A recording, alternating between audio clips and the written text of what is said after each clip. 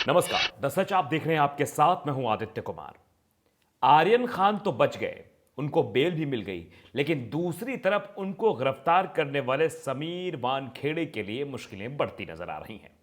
एक के बाद एक खुलासों के बाद अब वो पूरी तरह फंस गए हैं। कोर्ट का दरवाजा भी उन्होंने खटखटाया, कोर्ट शायद राहत दे दे, लेकिन कोर्ट से भी राहत नहीं मिली है। महाराष्ट्र पुलिस के वकील का सीधे कहना है कि इनको गिरफ्तार करने से पहले 72 घंटे का नोटिस दिया जाएगा, यानी अब गिरफ्तारी लगभग तय मानी जा रही है। नवाब मलिक ने एक के बाद एक खुलासे करके समीर वानखेड़े की मुश्किलें बढ़ा दी हैं। यानी ये तो वही हुआ कि ये करने कुछ और गए थे, हो कुछ और गया। यानी ये तो गिरफ्तार करने गए थे आर्यन को फंसाना चाह रहे थे, या आर्यन ये उस बात में सच्चाई थी, उस पर हम नहीं जाएंगे, लेकिन इनके लिए मुसीबतें बढ़ गई हैं। अब ये मना भी रहे होंगे और याद भी कर रहे होंगे कि अगर काश हमने आर्यन पर हाथ ना डाला होता तो आज हमारी ऐसी दुर्गति ना हो रही होती।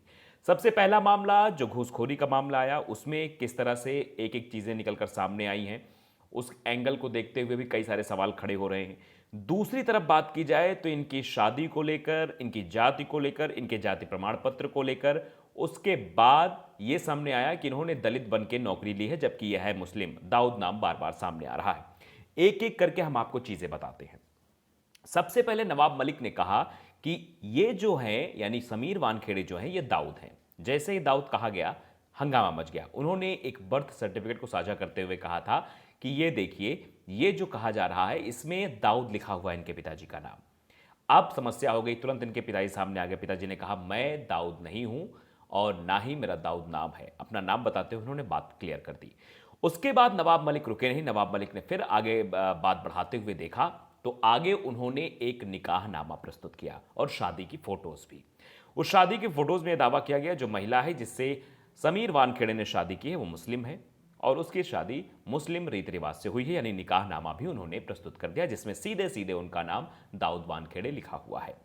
अब समस्या हो गई, काजी साहब भी सामने आए। काजी साहब ने बयान कह दिया कि काजी साहब कहते हुए नजर आए कि देखिए, सीधे तौर पर यह शादी हमने करवाई थी, यानी निकाह हमने करवाया था और निकाह पढ़ा गया। निकाह के वक्त वो भी इधर मतलब लड़की पक्ष वाले और लड़के पक्ष वाले दोनों मुस्लिम थे, ये बात काजी साहब कबूल रहे हैं।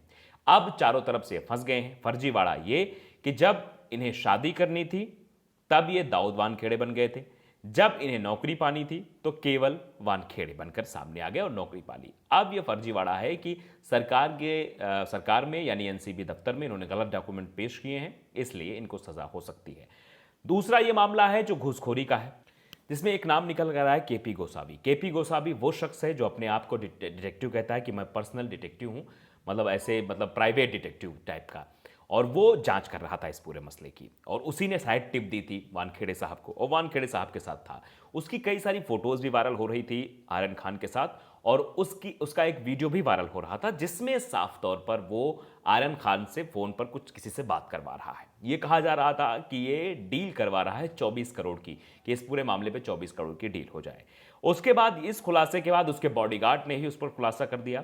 बॉडीगार्ड सामने आया और बॉडीगार्ड ने सीधे सीधे कहा कि ये डील हुई थी 18 करोड़ की, 8 करोड़ पहले देने की, बाकी बाद में देने की बात की गई थी। उसके बाद एक शख्स और आता है, वो भी कहता है कि हमसे भी 10-12 कागजों में साइन करवाया गया था, ब्लैंक पेपरों में साइन कराया गया था ये मामला। उसके बाद एक हैकर भी सामने आता है, जो हैकर ये बयान देता है कि हमें जो है सीधे तौर पर कहा गया था कि आर्यन खान का चैट का बैकअप हमारे पास है, उसमें कुछ छेड़खानी करनी है, मतलब उसमें कुछ चेंजेस करने हैं। धीरे धीरे ये सब मसला होता रहा और इन सब मसलों के बीच कई सारी बातें निकलकर सामने आती रही। तो ये हो गया घूस वाला प्रकरण, दूसरा हो गया फर्जी दस्तावेज का प्रकरण। तो इन सभी प्रकरणों को लेकर अब समीर वानखेड़े पूरी तरह से फंस चुके हैं और उनका लगभग लगभग जेल जाना तय माना जा रहा है। लेकिन शाहरुख खान के लिए अच्छी खबर यह है कि आर्यन खान को बेल मिल गई है। शनिवार या फिर आने वाले रविवार तक या फिर कल ही 2 दिन के अंतराल में उन्हें घर भेजा जा सकता है, यानी वो घर जा सकते हैं। तो एक तरफ ये हो गया कि शिकारी निकला था शिकार करने और खुद शिकार हो गया, ऐसा आप इस स्टोरी को लाइनअप दे सकते हैं। लेकिन सीधे सीधे समझने वाली बात यह है कि इतना बड़ा फर्जीवाड़ा हो जाता है, अगर इतना बड़ा फर्जीवाड़ा हो रहा है तो ये अभी निकलकर क्यों सामने आ रहा है? क्या अगर आर्यन खान की गिरफ्तारी वानखेड़े साहब ना करते तो वानखेड़े साहब का यह फर्जीवाड़ा सबके सामने ना आता? ये भी बड़ा सवाल है अपने आप में। ये फर्जीवाड़ा चल रहा था, महाराष्ट्र सरकार के नाक के नीचे चल रहा था, यानी नवाब मलिक जी को तब ध्यान नहीं आया कि तब ये ध्यान दें कि जो वानखेड़े साहब हैं वो मुस्लिम हैं, वो दलित नहीं हैं, उन्होंने फर्जी नौकरी ले ली है, लेकिन तब नवाब मलिक नहीं बोल रहे थे।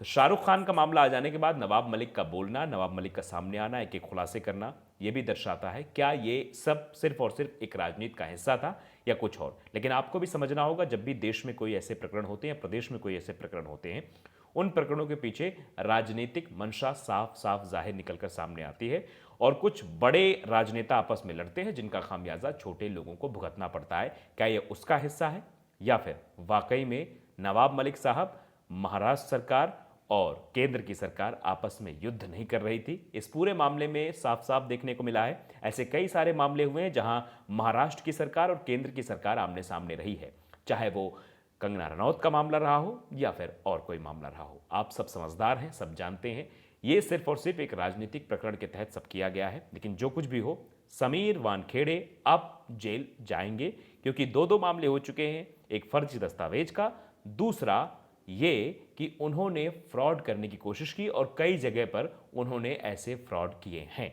ऐसा आरोप उन पर लग रहा है। तो द सच को अगर आपने सब्सक्राइब नहीं किया है, सब्सक्राइब कर लीजिए, बेल आइकन जरूर दबाइए ताकि ऐसी खबरें आप तक पहुंचती रहें, सच खबरें आप तक पहुंचती रहें। नमस्कार।